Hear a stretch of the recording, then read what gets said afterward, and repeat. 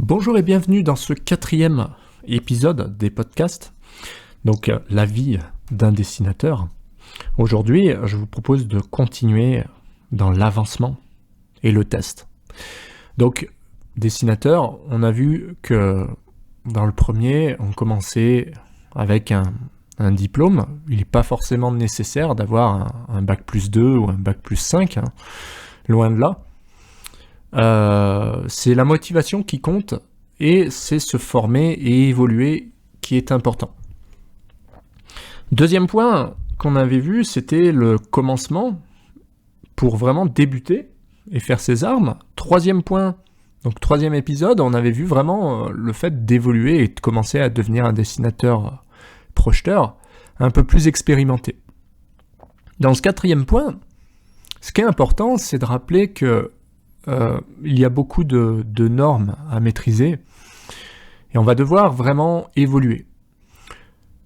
Tout dépend de ce que vous voulez faire, mais effectivement, moi le premier, puisque je donne souvent à titre d'exemple mes expériences, comme je le disais dans les premiers épisodes, si vous les avez loupés, je vous conseille de les écouter, c'est que j'ai commencé par de la préfa, avec des dalles, des prédales, des dalles alvéolaires, quelques poutrelles. Et ça donne déjà un aperçu de tout ce qu'il est possible de faire. Ensuite, j'avais travaillé un petit peu dans un bureau d'études structure, mais en intérim, où j'avais appris à faire des plans rapidement et quelques petits bouts de ferraillage pour débuter, mais c'était vraiment une première expérience. Et ensuite, j'ai eu l'occasion de faire un petit peu d'entretien dans les VRD, j'ai passé des entretiens en VRD, en étanchéité, donc j'ai travaillé un petit peu aussi en étanchéité.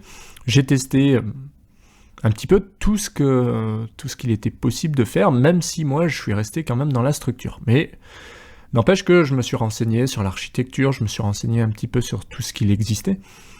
Alors l'avantage du bureau d'études structure, que moi j'ai beaucoup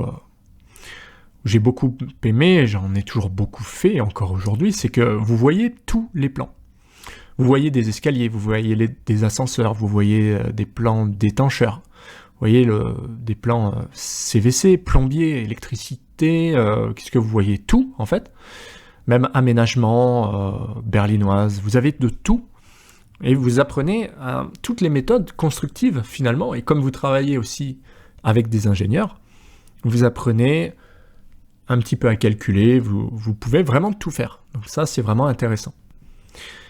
Ensuite, il y a la partie aussi architecture, vous pouvez tester, ça sera plus maîtriser les normes PMR, etc., tout ce qui est relatif aux ascenseurs, il faut connaître les désenfumages, un petit peu toutes les normes, et c'est très très varié, très intéressant. Et ensuite, si vous voulez approfondir un sujet, rien de mieux que se mettre dans l'aventure directement, et d'aller soit faire un peu de VRD comme j'ai pu le faire, pour voir tout ce qu'il était possible de faire, des bordures, des réseaux enterrés, des aménagements, voilà, c'est vraiment très très très varié. Et ensuite, pareil pour l'étanchéité, vous allez rentrer vraiment dans le vif du sujet avec tout ce qu'il faut maîtriser. Des bavettes, en aluminium, vraiment les différents types d'isolation, d'isolants, de bardage aussi, parce que ça fait partie du même corps d'état. D'accord? Parce que, du moment qu'on étanche, il faut aussi protéger cette étanchéité. Et donc, voilà, quand il y a des bardages à mettre par-dessus, c'est aussi pour éviter d'abîmer par exemple la laine de verre ou des choses comme ça. Et c'est très très intéressant parce qu'il y a beaucoup de choses à maîtriser. Voilà pourquoi je donne souvent ce conseil, c'est d'aller sur chantier, je l'ai beaucoup répété et je le répète encore, c'est que le chantier c'est quand même là où est l'aboutissement de tout. Bien sûr, on peut imaginer comment c'est fait, on peut aller voir les fournisseurs, mais quand vous êtes sur place, c'est là que tout se joue, c'est là que tout est mis en place. C'est là que le chantier va être avancé, finalisé, et on va voir comment ça peut fonctionner. Voilà, donc c'est pour ça que c'est très très important et c'est tellement enrichissant. D'ailleurs, aujourd'hui, malheureusement, on n'en parle pas assez, mais On va parler de BIM, on va parler de maquettes, de documents numériques, on va parler de beaucoup de choses, de process, etc. Mais on oublie une chose, c'est que même si on met en place des procédés, même si on met en place des choses très théoriques, rien ne vaut le côté pratique. Voilà, ça c'est très important. Et souvent, moi j'ai des échanges avec les personnes qui sont sur chantier, qui sont sur place, et c'est vrai que souvent il y a ce petit décalage qui fait que voilà, nous on passe pour les personnes en bureau, et eux ils passent pour les personnes qui sont un petit peu des bourrins qui comprennent rien sur le chantier, entre guillemets, parce que c'est pas du tout comme ça que je le vois. Moi je trouve qu'au contraire, il faut vraiment du courage, il faut être très bon, il faut avoir un esprit d'analyse, et puis il faut être courageux, et il faut pas oublier que c'est très très compliqué et complexe, et qu'il y a aussi des risques. Pour en avoir fait un petit peu, je peux vous assurer que parfois c'est très compliqué. Je prends souvent l'exemple de la personne qui vous appelle, ouais, qu'est-ce que tu as fait sur tes plans, viens plier ça sur chantier, tu vas voir. Et effectivement, pour avoir fait un peu de chantier, je peux vous assurer que plier une barre d'un diamètre assez faible en acier, c'est déjà compliqué. Alors plier une armature qui a un diamètre 14, 16 ou 20, c'est impossible. C'est impossible de plier des barres supérieures au HA16, et ça c'est souvent le problème qu'on a, c'est que nous, on se rend pas compte de ça, et on dit hey, armature à replier sur place, etc. Sauf que sur place, les gars ils sont sous la flotte, ou alors ils se tapent 40 degrés à l'ombre, et ils sont en plein soleil même, donc c'est du 50 degrés, et ils sont avec les moyens du bord, et pour plier des armatures, c'est impossible, c'est mission impossible, et moi-même, des petites armatures, je suais pour les plier. Voilà un petit exemple assez parlant, qui montre justement les barrières qu'il peut y avoir entre le bureau d'études, donc la théorie, et sur place, sur le terrain. Comment ça se passe globalement. Et donc ça, c'est vraiment très très important d'aller sur place. On voit qu'aujourd'hui, pour un côté toujours financier, on va favoriser la prod, donc productivité, oblige en bureau d'études. Sauf que on oublie un petit détail, c'est que quand il y a des erreurs qui sont faites, quand on a négligé les personnes sur place, et qu'il faut refaire, ça coûte parfois beaucoup plus cher. Et ça m'est arrivé de recevoir des factures astronomiques juste pour un trou oublié, parce que c'est facile sur un plan de faire des bêtises, mais sur place, on l'aurait vu. Et quand sur place, il faut faire un petit trou, mais que vous passez la journée à mettre des ouvriers avec des disqueuses, et les mecs ont vraiment du mal sur place, il faut se mettre à leur place, c'est difficile, on se rend compte là vraiment de la réalité. C'est pour ça que c'est important aussi de voir comment ça se passe, et que derrière chaque trait, il y a des personnes qui se donnent vraiment du mal sur place, et que c'est facile de faire des traits, mais que c'est beaucoup plus difficile de reprendre des choses sur place. On pense à des erreurs parfois de quelques centimètres, sur chantier, une fois que c'est tout fait, pour quelques centimètres, il faut sortir la disqueuse.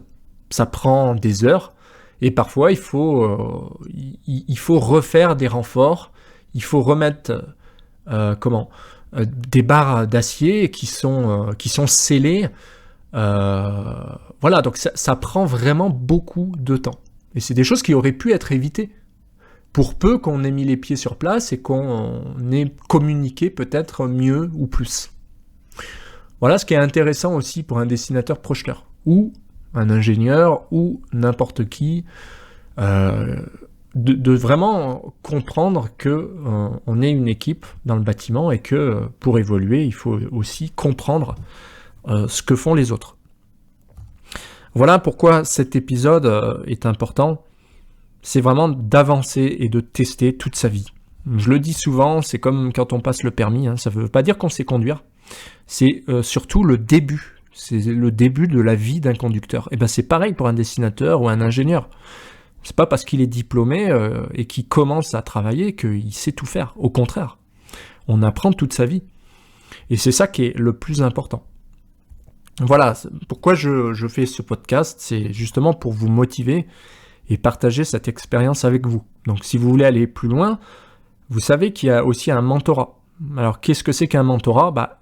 C'est une formation, d'accord, mais c'est une formation où vous serez en contact avec des ingénieurs, avec des bureaux d'études, des dessinateurs, des personnes qui font du ferroviaire, du bâtiment, du métal, de l'étanchéité, des fluides, enfin un peu tout le monde quoi, mais aussi des étudiants qui sont là pour apprendre. Il y a aussi des éditeurs parce que on est toujours plus fort quand on comprend ce que font les autres et quelles sont les contraintes des autres professionnels.